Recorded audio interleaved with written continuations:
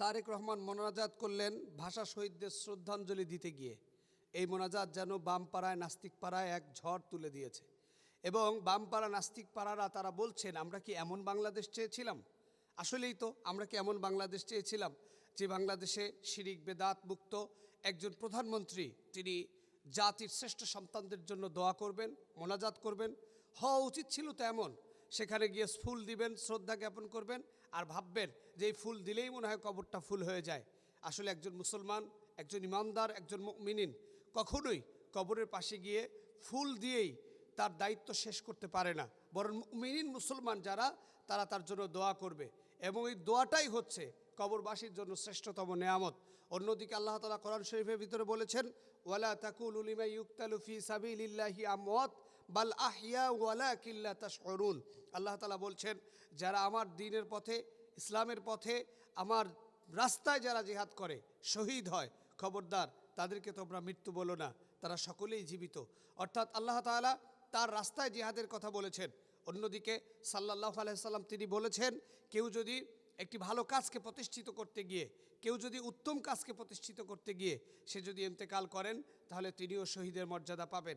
সেই জায়গায় আমাদের দেশের যারা ভাষা শহীদ, যাদেরকে আমরা ভাষা শহীদ বলছি, তাদের কবরে শ্রদ্ধাঞ্জলি দেওয়ার এই নিয়ম নীতিটা আমাদের দেশে চলে আসছিল, কিন্তু গতানুগতিক এই নিয়মে যেন ফুল দিয়েই আমাদের দায়িত্ববোধ শেষ হয়ে যেত, সেই জায়গাটাতে বর্তমান বাংলাদেশের প্রধানমন্ত্রী জনাব তারেক রহমান, জিয়াউর রহমানের উত্তরসূরি, তিনি কিন্তু শুধু শ্রদ্ধাঞ্জলি দিলেন না, মোনাজাত করলেন, দোয়া করলেন, তার সহধর্মিণী সহ সকল মন্ত্রীদেরকে নিয়ে তিনি মোনাজাত করলেন।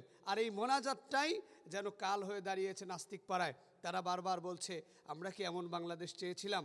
আসলেই আমরা এমন বাংলাদেশই চেয়েছিলাম যে দেশের প্রধানমন্ত্রী শুধুমাত্র গতানুগতিক প্রধানমন্ত্রী হবেন না, তিনি জাতির কল্যাণে, রাষ্ট্রের কল্যাণে, শরিয়ার কল্যাণে তিনি কাজ করবেন।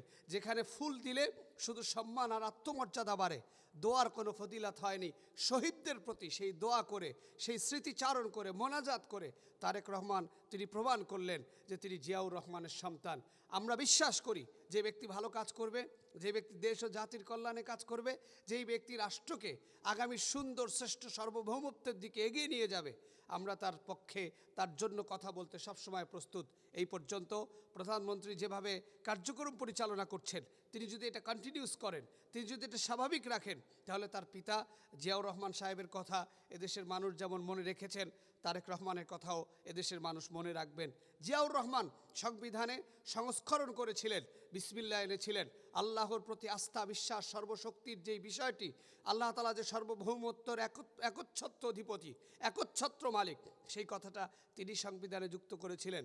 আর তার সন্তান যদি ইসলামের বিরুদ্ধে, কোরআনের বিরুদ্ধে অন্য ধারণা চেতনার দিকে চলে যেত, তাহলে হয়তো এদেশের মানুষ অনাকাঙ্ক্ষিতভাবে ব্যথিত হতো, দুঃখিত হতো।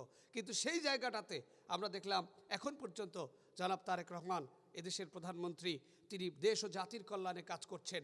অন্য দেশের দাসত্ববাদ, অন্য দেশের ইশারায় যদি তিনি না চলেন, আমার দেশের সার্বভৌমত্ব, শ্রেষ্ঠত্বকে নিয়ে যদি তিনি এগিয়ে নিয়ে যান, আমাদের বিশ্বাস আগামীর বাংলাদেশ হবে সৌন্দর্যের বাংলাদেশ, আগামীর বাংলাদেশ হবে শ্রেষ্ঠত্বের বাংলাদেশ, আগামীর বাংলাদেশ হবে স্বাধীন সার্বভৌমত্ব, ইসলাম আর শরিয়ার বাংলাদেশ। আল্লাহ তাআলা কবুল ও মঞ্জুর করুক, আমিন।